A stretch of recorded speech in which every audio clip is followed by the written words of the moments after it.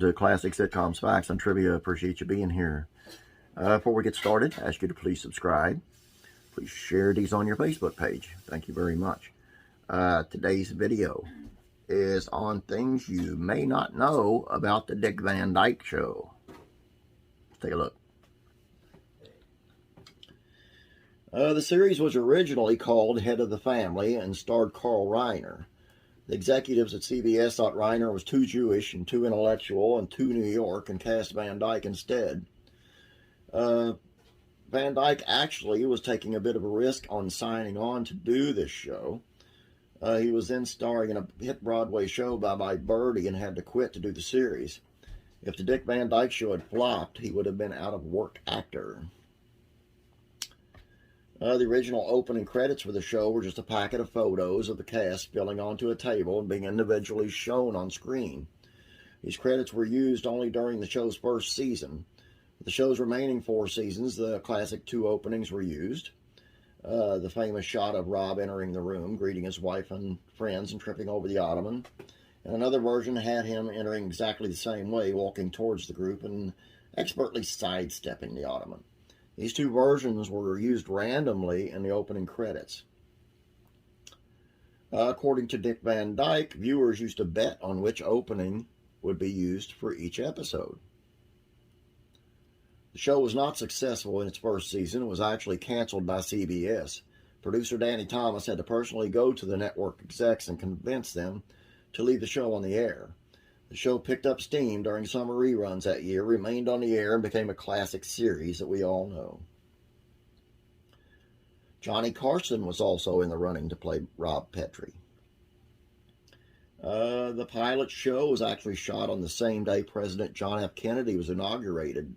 Van Dyke was so nervous doing the episode, he developed a cold sore on his upper lip. Extra makeup had to be used on him to hide it. To this day, Van Dyke says he cannot remember JFK being inaugurated. Buddy Sorrell, the wisecracking joke-writing writer who played by Moore Amsterdam, was actually based on Mel Brooks, who was originally a comedy writer and worked with the show's producer, Carl Reiner, on Sid Caesar, Your Show of Shows in the 1950s. Although bitter enemies on the show, in real life, Moore Amsterdam and Richard Deacon, who played Mel Cooley, were actually very close friends. Many of the best insults Buddy hurled at Mel were worked out when the 2 of them went out for drinks after work. The show was usually filmed before a studio audience, but was not on at least 3 occasions. One was on the day of JFK's assassination. On that day, in the middle of the rehearsals, the cast heard about the president's assassination and decided to go ahead and film the episode Happy Birthday and too many more anyway. However, it was decided that they would do an episode with no studio audience, figuring no one would be in the mood to laugh. Kent Cigarettes sponsored the show and would often give the cast and crew free cartons of cigarettes.